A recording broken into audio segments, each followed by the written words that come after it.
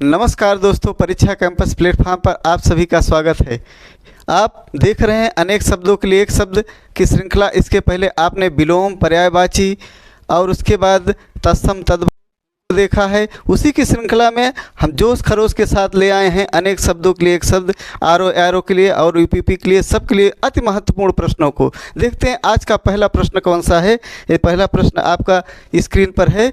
जिसका उत्तर देकर खंडन किया गया हो उसके एक वाक्यांश के लिए एक शब्द क्या होगा? पहला ऑप्शन है प्रत्यागत, दूसरा ऑप्शन है प्रत्युक्त, तीसरा ऑप्शन है प्रश्नोत्तर, चौथा ऑप्शन है प्रतिकृत।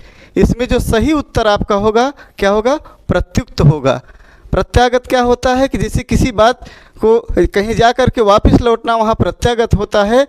और प्रश्नोत्तर, प्रश्न का उत्तर, प्रश्न को करके उत्तर जो देते हैं वहाँ क्या होता है? प्रश्नोत्तर होता है। देखते हैं दूसरा प्रश्न कौन सा है। वह जो तत्काल कविता करे के लिए एक शब्द, उसके लिए क्या होता है? पहला है सुकवि, दूसरा है महाकवि, तीसरा है आशु कवि, चौथा है रस सिद्ध कवि। इसमें जो सही उत्तर है आशु कवि है। सुकवि जो सुंदर कविता करता है उसको सुकवि बोलते हैं, जो महान कविता करता है उसे महाकवि बोलते हैं। जो रस सिद्ध कवि होते हैं, जैसे श्रृंगार के विशेष प्रसिद्ध कवि होते हैं, उसको रस सिद्ध कवि, जैसे बिहारी हैं, रीतकाल के बिहारी हैं, उनको रस सिद्ध कवि कहा जाता है। देखते हैं आज का तीसरा प्रश्न कौन सा है। बिना पलक झपकाए के लिए एक शब्द, बिना पलक झपकाए एक शब्द के लिए कौन सा होगा? पहला ऑप्शन है चकित, दूसरा एकटक, तीसरा बेपलक, चौथा निर्निमेष। इसमें जो सही उत्तर आपका होगा क्या होगा? निर्निमेष होगा। अब ना तो चकित होगा, क्यों? एकटक और बेपलक उसी की तरीके का, मतलब जैसे किसी को एक निगाह में देखते ही रहना वो एकटक होता है, और बेपलक बिना पलक झपकाए जिसको देखना वो बेपलक होता है। ये है उसी के समानार्थी शब्द, लेकिन इसका जो सही शब्द होगा निर्निमेष ही होता है। निर्निमेष का मतलब अर्थात इसका पलक को न झपकाना ही निर्निमेष होता है, वो उसी के लिए बना हुआ है। देखते हैं अगला प्रश्न कौन सा है। उत्तराधिकार में प्राप्त संपत्ति के लिए एक शब्द है। पहला ऑप्शन है धरोहर, दूसरा ऑप्शन है वसीयत, तीसरा ऑप्शन है रिक्त, चौथा ऑप्शन है परिसंपत्ति। इसमें जो सही उत्तर होगा आपका रिक्त होगा। जानते हैं जैसे किसी की दूसरे की संपत्ति किसी के पास आती है तो उसके लिए एक शब्द क्या है? धरोहर है।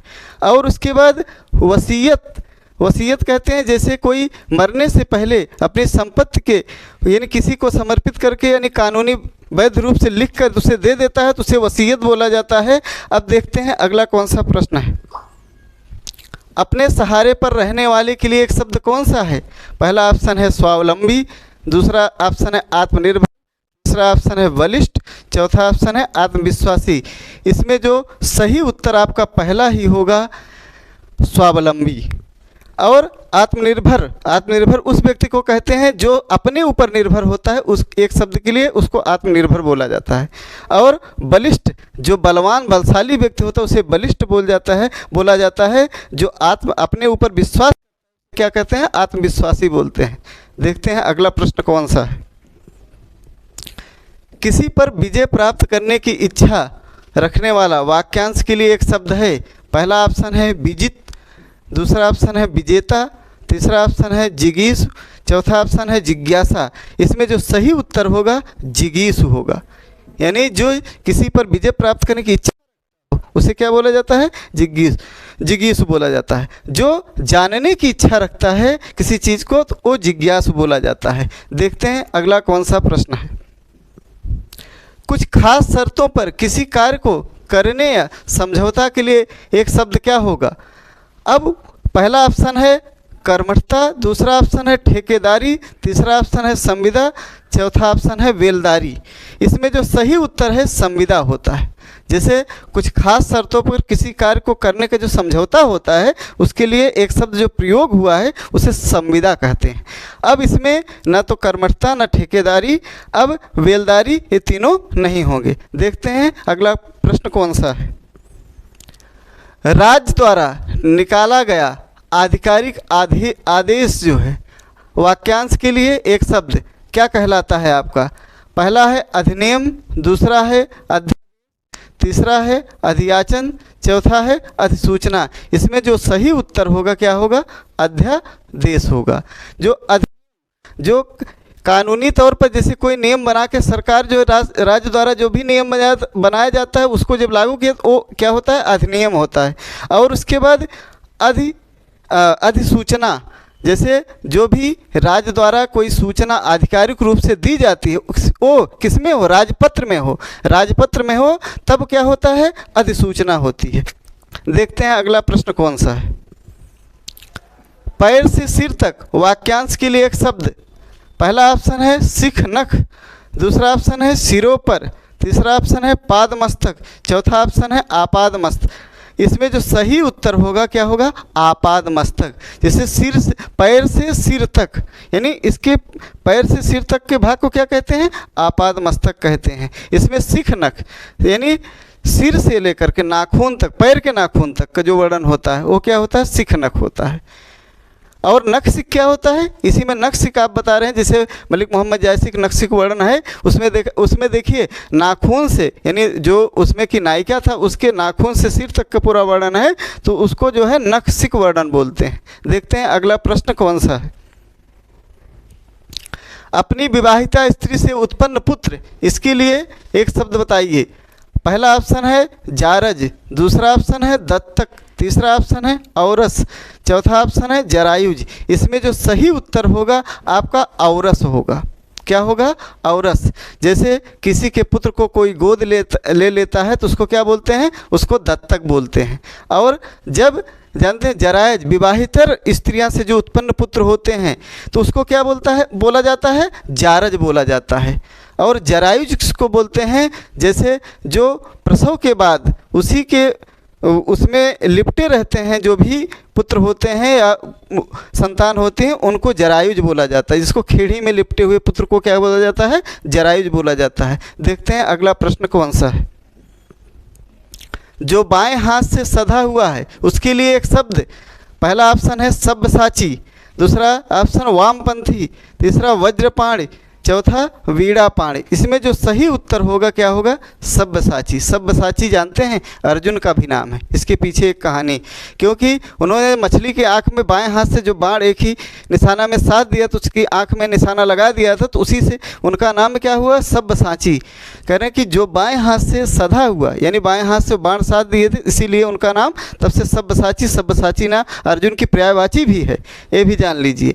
और फिर वज्रपाणी, वज्रपाणी जानते हैं किसको कहा जाए? इंद्र को कहा जाता है, क्योंकि इंद्र अपने हाथ में वज्र धारण करते हैं, इसीलिए वज्रपाणी। पाणी माने हाथ होता है, जो हाथ में वज्र धारण करे उसके लिए एक शब्द क्या है? वज्रपाणी कहा जाए। ये इंद्र का पर्यायवाची भी। बीड़ापाणी, बीड़ापाणी जो है सरस्वती की पर्यायवाची, क्योंकि जो हाथ में बीड़ा धारण करता है उसके लिए एक शब्द के लिए वो बीड़ापाणी कहा जाता है। लेकिन वो बीड़ापाणी किसके लिए है?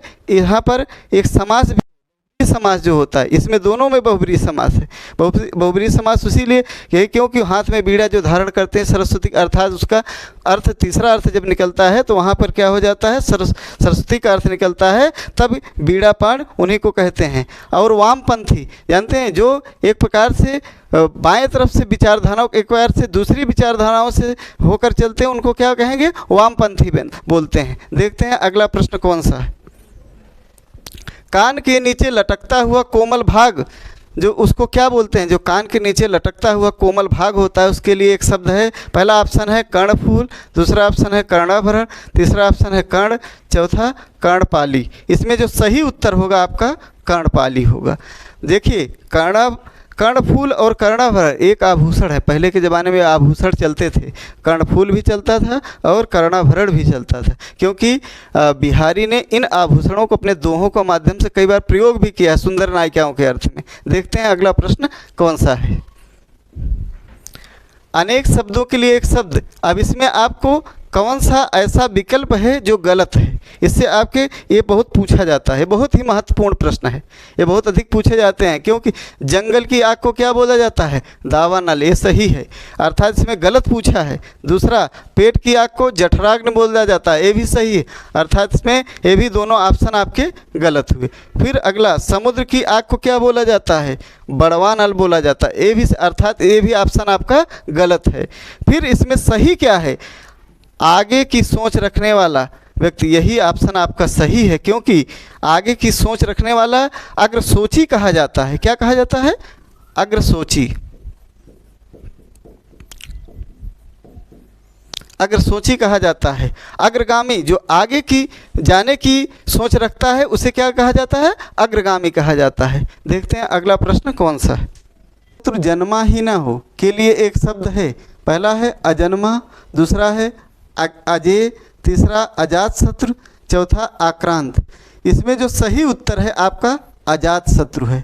अब इसमें देखिए, अजन्मा, जो जिसका अभी तक जन्म ही नहीं हुआ हो उसके लिए अजन्मा शब्द है। जिस पर विजय प्राप्त की ना जा सके, एकदम असंभव है कह, वो जो है अजेय होता है। और आक्रांता, जिसके ऊपर आक्रमण किया गया, आक्रांत शब्द है, जिसके ऊपर आक्रमण किया गया हो वो क्या हो गया? आक्रांत होता है। जिसने आक्रमण किया है वो जान लीजिए क्या होता है? आक्रांता होता है। दोनों में अंतर है। क्या है? आक्रांता और आक्रांत में ध्यान दीजिएगा, क्योंकि आक्रांत जिसके ऊपर आक्रमण किया गया है वो जो है पीड़ित व्यक्ति है, वो क्या है? आक्रांत है। और जिसने आक्रमण किया है वो आक्रांता होता है। देखते हैं अगला प्रश्न कौन सा है। युद्ध की इच्छा रखने वाला के लिए एक शब्द है। पहला है योद्धा, दूसरा युद्धरत, तीसरा युद्धवीर, चौथा युत्सु। जानते हैं इसका जो सही उत्तर होगा युत्सु होगा। और इसमें जो युद्धवीर होता है, युद्धवीर जानते हैं कि ये जो है वीर रस का एक प्रकार से एक भाग होता है। देखते हैं अगला कौन सा प्रश्न है। बुरे उद्देश्य की गई गुप्त मंत्रणा के लिए एक शब्द है। पहला ऑप्शन है दुरधिगम, दूसरा है दुरतिक्रम, तीसरा है दुरभिसंधि, चौथा है दुरभियोजना। इसमें जो सही उत्तर होगा दुरभिसंधि होगा।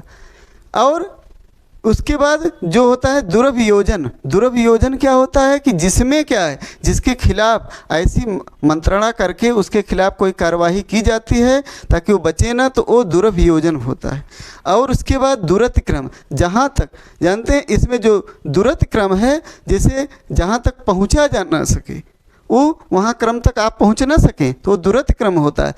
दुरधिगम, जहाँ तक जाया ना जा सके, गम माने जाना होता है, तो वो जो है दुरधिगम होता है। एकदम अकाट मतलब कठिन है वहाँ पर जाना, तो दुरधिगम होता है। देखते हैं अगला प्रश्न कौन सा है।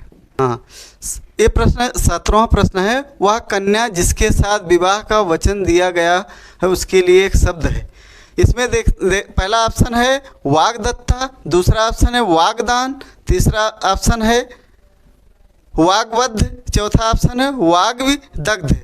इसमें जो उत्तर सही है वाग्दत्ता, क्योंकि वह कन्या जिसके साथ विवाह का वचन दिया जाता है उसे वाग्दत्ता कहा जाता है।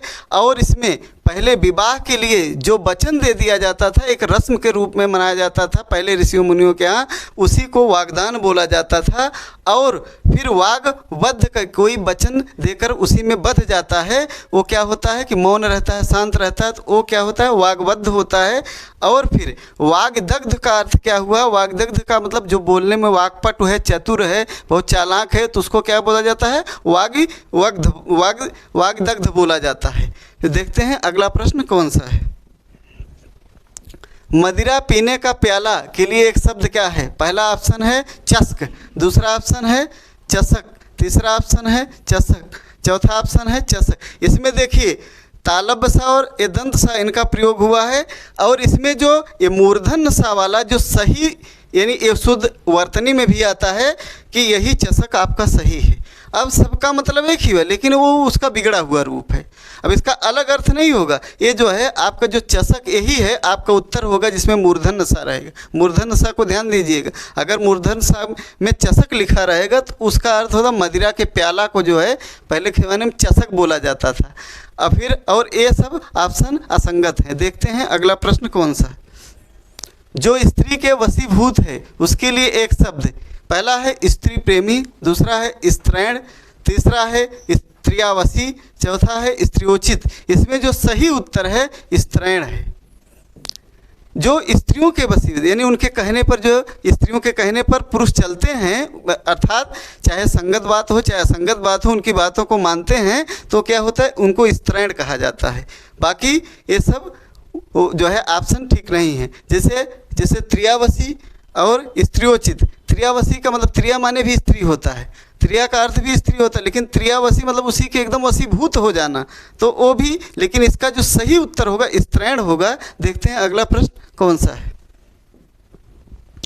प्रतिपदा का उपयुक्त अर्थ, इसमें प्रतिपदा का उपयुक्त अर्थ बताना है। पहला ऑप्शन है एकादशी, दूसरा ऑप्शन है पूर्णिमा, ये पूर्णिमा गलत लिखा हो, और पक्ष की पहली तिथि, इनमें से कोई नहीं। देखिए इसका प्रतिपदा की जो उपयुक्त अर्थ क्या पूछ रहा है, तो इसमें जो बताना आपको क्या है, पक्ष की पहली तिथि को ही क्या कहा जाता है, प्रतिपदा कहा जाता है। जैसे जब शुक्ल पक्ष प्रारंभ होता है, उसमें जो पक्ष की पहली तिथि होती है उसको क्या बोला जाता है, कि प्रतिपदा बोला जाता है। इसमें एकादशी यानी जो 11वें दिन होता है शुक्ल पक्ष में, तो उसको एकादशी बोला जाता है। और जो महीना जो हिंदी में प्रारंभ होता है पूर्णिमा में, जानते हैं कि अब यहाँ ये पूर्णिमा किसको कहा जाता है, जो शुक्ल पक्ष की 15वीं तिथि होती है, शुक्ल पक्ष की 15वीं तिथि होती है, उसको पूर्णिमा बोला जाता है।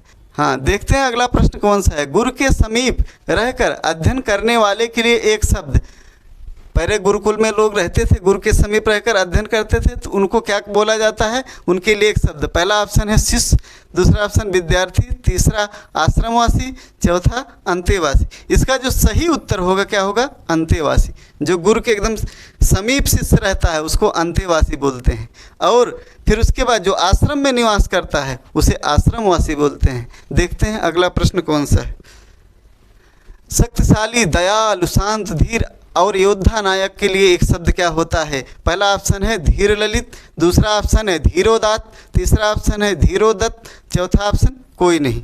इसमें जो उत्तर आपका सही होगा वो क्या होगा, धीरोदात्त होगा।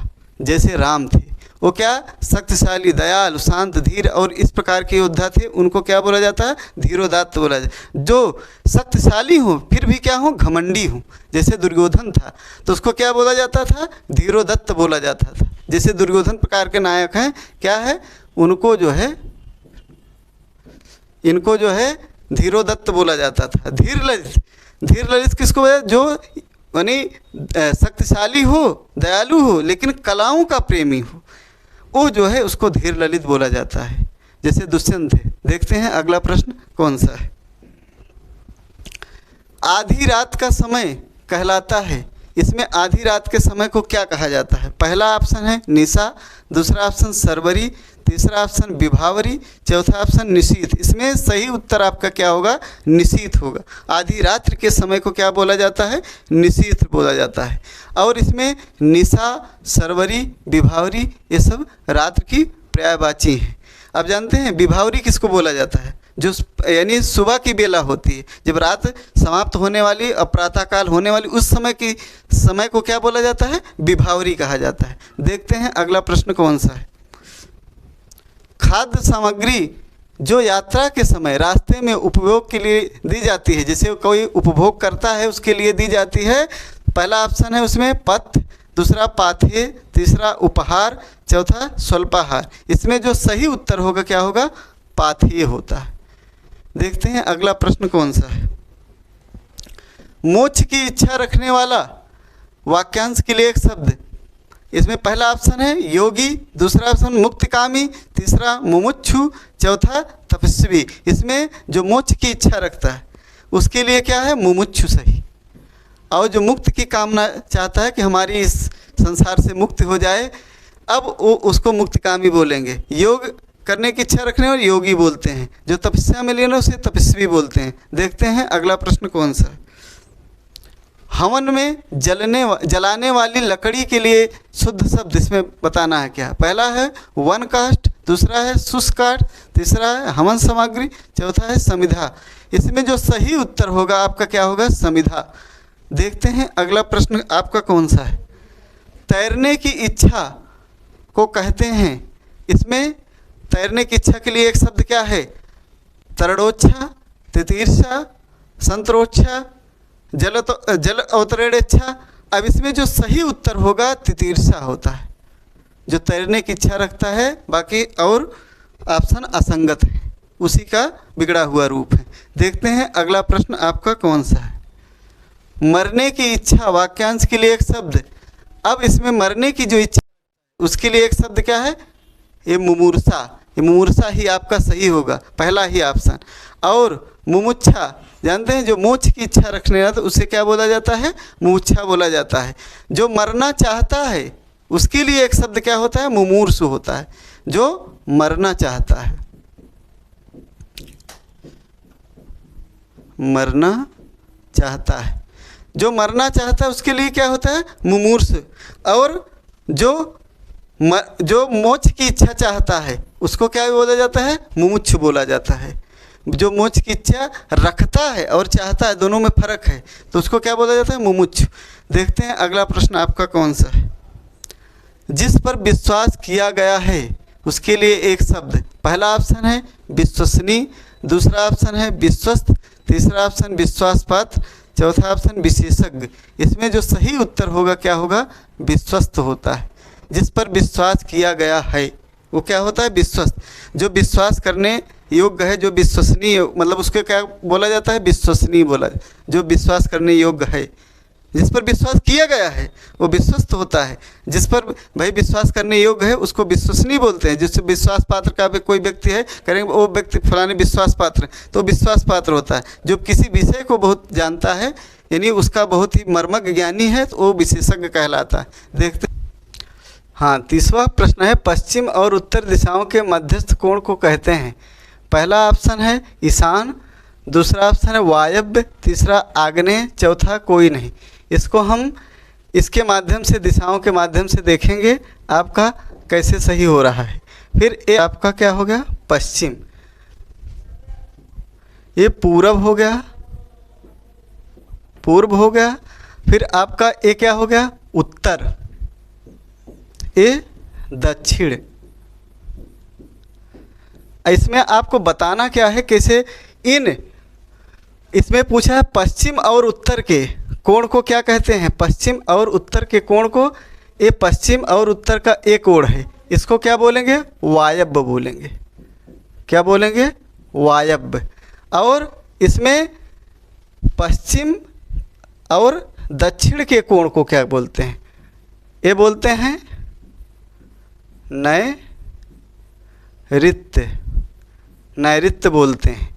और ये उत्तर और पूर्व की दिशा को क्या बोलते हैं, ईशान बोलते हैं। क्या बोलते हैं, ईशान। अब इसमें एक बच रहा है आपका, पूर्व और दक्षिण दिशा को क्या बोला जाता है, आग्नेय बोला जाता है। क्या बोला जाता है, आग्नेय। ये आपका आज का अंतिम प्रश्न। इसमें आपका जो उत्तर सही होगा ये वायव्य सही होगा। अब यहीं पर आज का आपका सेशन समाप्त हुआ।